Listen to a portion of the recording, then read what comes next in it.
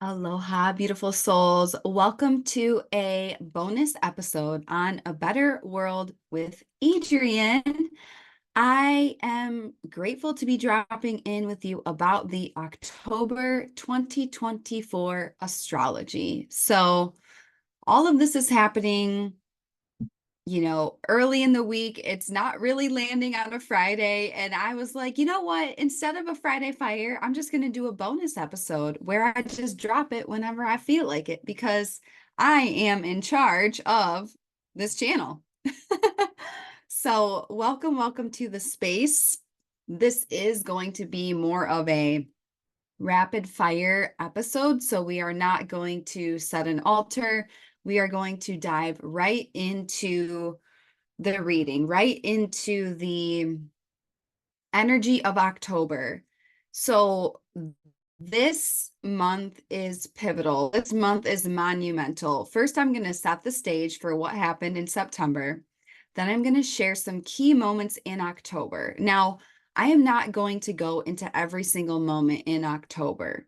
If you want to go deep with me into the astrology in October, join Angel Air or book a one-on-one reading. I'll put the links to both of those in the show notes.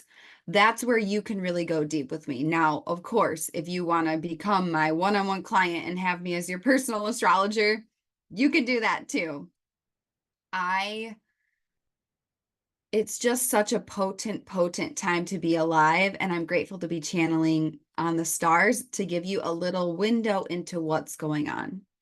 So we start October and we are in the heart of eclipse season. Eclipse season is a time of sudden change, sudden insight, shocks through the collective, okay? We just had the first Pisces North Node eclipse in the middle of September, okay? The middle of September, it was a surge into the North Node in Pisces. The North Node is the path of destiny. It is the nodal axis that we are going to be playing in until 2027, okay? So the North Node is when we step forward into our destiny timeline, we're embodying the North Node. We're going to get surges of energy here when there are eclipses.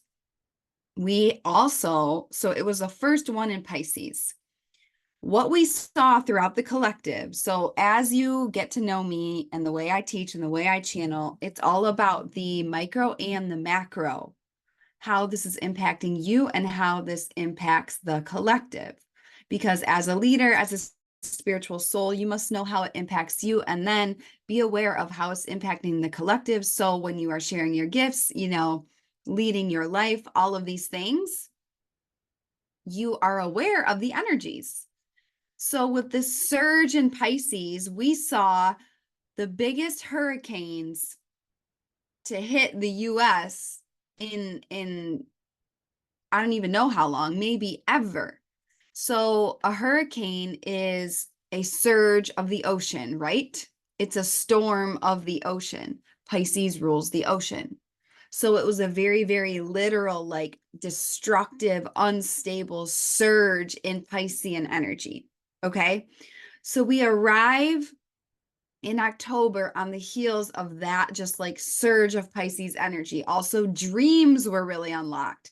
Me, my clients, literally everybody was having all of these dreams. Pisces rules the dreams. So, any dreams you had in September, pay attention to those. Now, we open October and we are in the heart of eclipse season. We're about to have our second eclipse, the Libra South Node eclipse.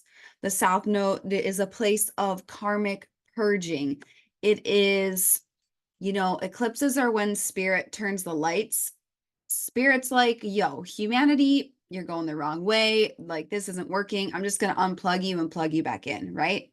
Eclipses are times where either the sun gets blocked or the moon gets blocked, right? So the full moon in Pisces was blocked.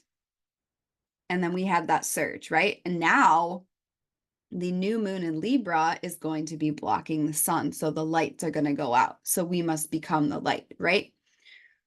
South Node in Libra since 2023. Libra rules justice, peace, harmony, unconditional love, and right relationship. Okay, Libra rules peace. And so we've been seeing a karmic purge of everything blocking peace in the collective. So last year in 2023, the first South Node solar eclipse in Libra, 1 week before that was when the war and the genocide broke out in the Middle East in Gaza. Okay. Now, down to the science, down to the day, okay, 1 week before the South Node in Libra eclipse, the genocide expands to Lebanon. Lebanon gets invaded. This is the energy. And we live in a world of free will, right? However, it's getting expressed in the collective. So humanity can really, really see, what must we heal? What is blocking peace? What is blocking justice? And unhealed Libra is people pleasing, placating the comfort zones of others, hesitation, hemming and hawing. So really, we are being called forward like, hey, this is massive, painful exposure of everything blocking peace, everything blocking justice. Okay.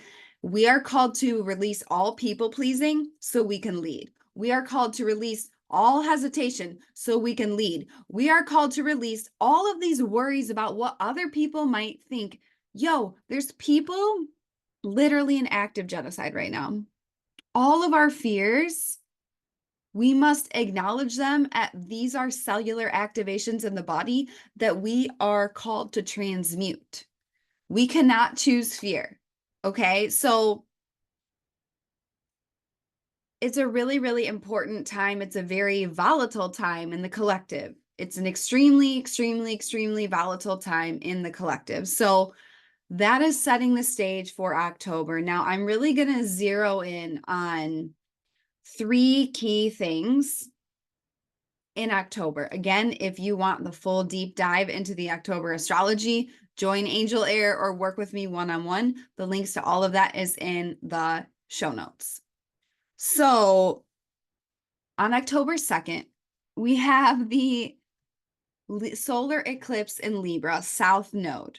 Okay, so we are going to get the final installment of this karmic purge in the sign of peace. Now, this could be impacting you in your relationships, right? Libra rules relationships. Libra rules love.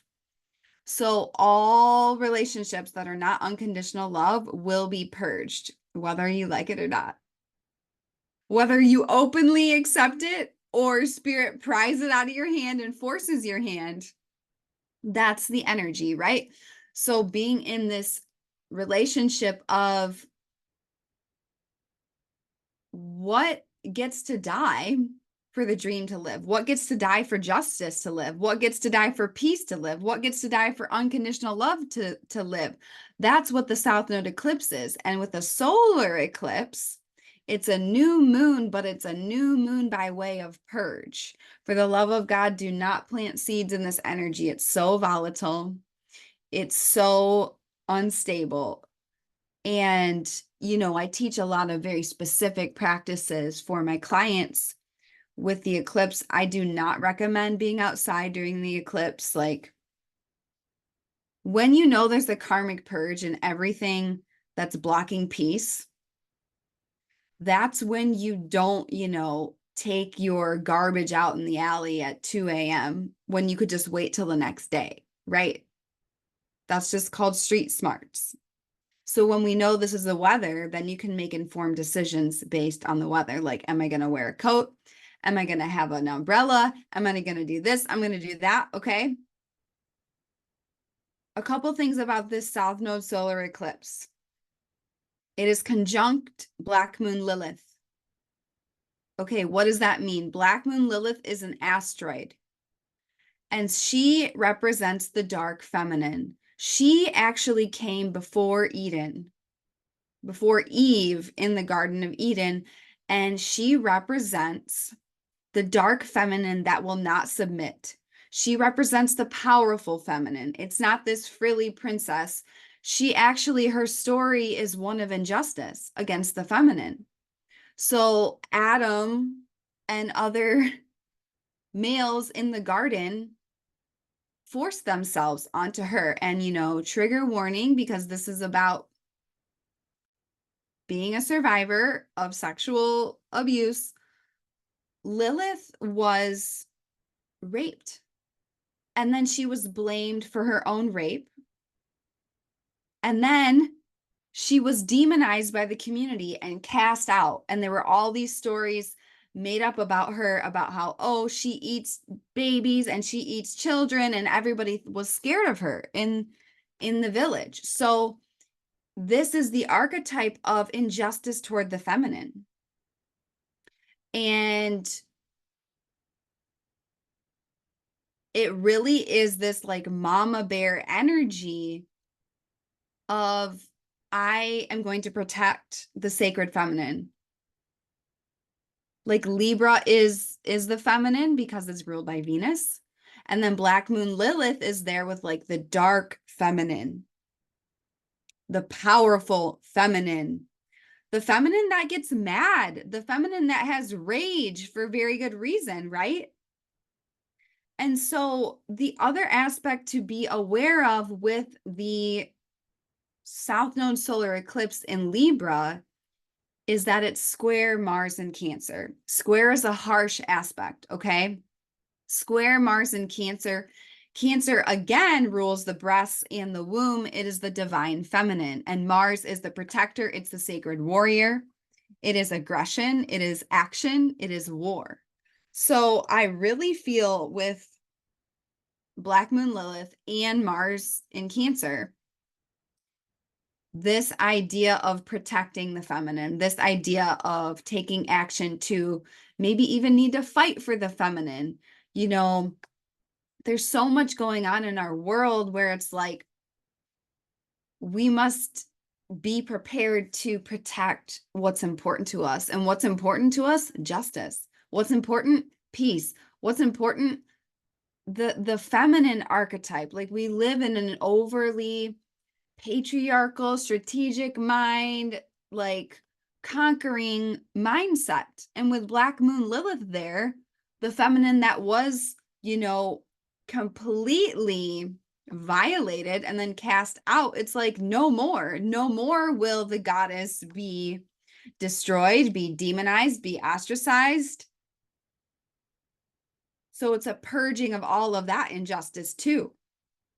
And squaring Mars in Cancer, it's like, I will stand and protect for the feminine, for the home, for safety. Cancer is the crab. It is safety. It is the tides. So it's very, very, very intense. I'm not going to lie to you. This eclipse is intense as fuck. So this could present many ways in your personal life and collectively, but these are the themes of this energy. And again, this is a fated, shocking portal of endings and beginnings.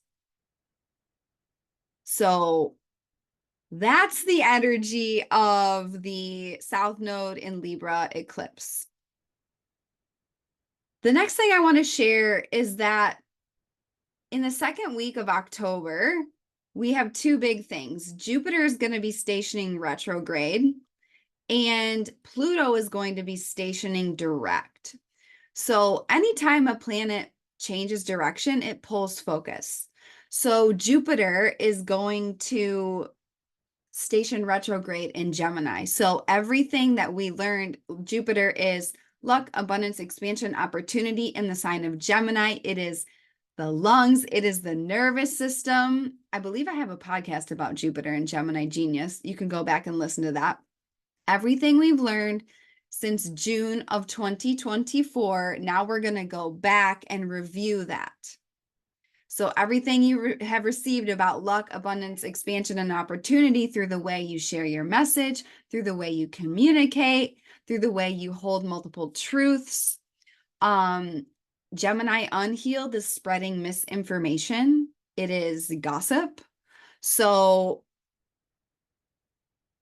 things come back from the past during a retrograde, right? It's a time to review, refine, reflect, and redirect. So that is happening. And then Pluto, the Dark Lord, the planet of the underworld, is stationing direct in Capricorn. This is a huge deal because this is the last time that Pluto will be in Capricorn for our lifetimes. Pluto is the planet of death, rebirth, and transformation. It is alchemy. Pluto is all about power, and Pluto is very extreme. So Pluto is going to be pulling focus in 29 degrees Capricorn we're really going to get a focus of it's the last call for that energy. It's the last time we're going to receive Pluto in Capricorn for our lifetime, and it's the last time that Pluto's pulling focus here. And it's the final degree of Capricorn. So we can expect it to be very extreme. We can expect themes from 2008 coming back around about power. You know, depending on where Capricorn hits your chart, Capricorn is legacy, success, systems, the long-term vision. So there could be a focus of like, what must die and what power must you gain? It's all about taking full power, full autonomy, full sovereignty in your life to create long-term sustainable success in Capricorn, right? So this is just a moment we're pulling focus, and then from October 11th to November 19th, that's going to be it for Pluto and Capricorn. And then Pluto will enter Aquarius and we'll be in a whole different energy of power. So this is all about power. And, you know, Jupiter and Pluto are big planets. So the way the collective experiences luck, abundance, expansion, and opportunity is going to go through a rewriting process in the element of Gemini, in the flavor of Gemini. And then the whole collective is going to have a big focus pulled on power, death, and rebirth in the Capricorn energies, all coming back from 2008, and this whole time from 2008 till 2020, 24, everything that has happened with collapses of structures, death and rebirth. But here's the thing about Pluto. You can't fake surrender. You can't fake death and rebirth. Like, have you actually let it die? Have you actually done the deep transformation? Has it gotten to the extreme, like bedrock, the roots of what gets to occur for the alchemy to occur? This is for you to see in your life and for us to see in the collective. For me, I don't think, like when I think about the US government and the United States, we have not actually healed our structures. And I know this is very like US centric because I'm American. There are people all around the world that listen to this podcast. Obviously, New Earth is all around the world. And I also know that like US economy and US politics really affects everyone. Now, is New Earth dependent on the economy or politics? No, it's dependent on each of us staying in unconditional power, unconditional courage, unconditional love, and sharing our gifts. However, I would be remiss to not share that this is part of the energy, and that when you're a New Earth leader, like we are, and what is a New Earth leader? It's someone who's committed to anchoring your contribution that's part of a better world. You don't need to be leading some global movement. You don't need to own a company. You can be leading the radical movement, the revolutionary act of what it means to be the full, real you. That's New Earth leadership. Okay. We just got to be aware of these energies that are churning. This is the divine timing, right? This is just the energetic blueprint. So that's happening. And then the last thing I want to share is that on October 17th, we have a full moon in Aries. We have a full moon in Aries, and this again is very, very intense. So there is Chiron in Aries is going to be squaring Mars in Cancer. And then the full moon in Aries, which is the first stable full moon we're having in 2 months because we'll be coming out of eclipse season.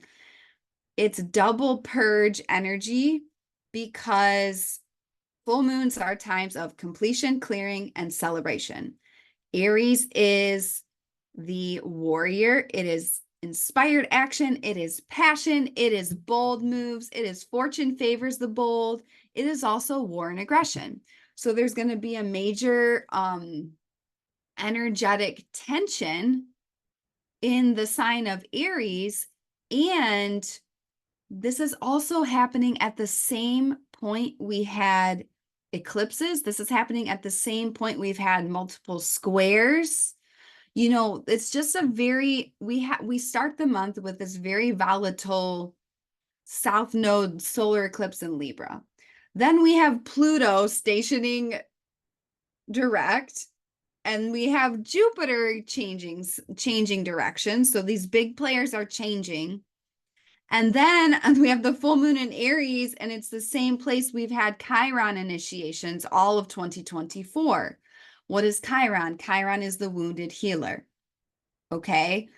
We've been seeing in Aries the exposure of the unhealed masculine energy, which is what? War and aggression. So we can expect a lot of exposure there. A lot of October is about exposure. It's about unearthing the truth so that the world we believe in can be born. And so with this full moon, it's going to be very, very fiery. And on that same day, Venus is entering Sagittarius. Venus, the planet of love, beauty, art, and money, is going to be entering the sign of Sagittarius, which is a fire sign. So it's going to be Venus entering Sag, full moon in Aries, and then the same place we had Chiron. It's like so much fire. So much fire. So be aware, you might feel agitated. You might feel like you just might have a lot of angsty energy. Give that energy a job. Do breath work. Go do a workout. Like go to the sauna. Drink a ton of water. It's going to be easy to combust. And then just be aware of the energy in the field. So when I look at October, it's very volatile. It's volatile change, it's unearthing, and it's major shifting in the tides, right? We have Pluto shifting, we have Jupiter shifting, we have a major eclipse. This is the last Libra eclipse of this cycle. It's the third one. It's the third installment of a trilogy. And so the last time something happens in the zodiac, it's usually when it's the most extreme, because it's like last call for this energy. And the universe is like, oh, we need to purge this, this, and this, and this. Oh, make sure you get this. Oh, get this, get this. And so it can be a lot. Love yourself, ground yourself, reset your nervous system. Like, I know you've heard me talk about it time and time again. Breath work is the name of the game to not just regulate your nervous system, but reset. Regulating is the bare minimum. Regulating just gets you out of fight or flight mode. Regulating just gets you to like bare minimum. You came here to thrive. And the thing about these times and this energy is that the way we'll keep going is if we feel our feelings and if we can increase our wattage to hold uncertainty in our bodies. Otherwise, we'll go into fear and we won't keep showing up the way that we're meant to. So yeah, if you have never done breath work with me, go join Angel Air. You can also go to the masterclasses page on my website. My website is in the show notes. You can literally purchase a breathwork masterclass from me at any time. At any time. And these range from, I think they start around $77. So you get lifetime access to the replay. You can do it for all the different signs. Like, it's powerful. This is October. So It's a massive volatile change. Ground yourself, love yourself. If you want to learn how this is impacting you specifically, I will have a link to October audio readings in the show notes. If you're like wanting to go way deeper with me one-on-one, apply to work with me one-on-one. And then of course, Angel Air, there are probably like 20 different astrological things happening in October. And I just touched on 3 or 4. If you want the daily scoop, if you want the daily cohort of people who are studying astrology, living their divine assignment, like go join Angel Air. I'm going to be channeling on all of this. And we also have a special class on October 10th called Right Relationship. So that's all about unconditional love and Libra energy when it has stabilized. So yeah, those are the invitations. If you want to receive daily inspiration from me in your email outside of social media, I'm starting Letters to Leaders on October 10th.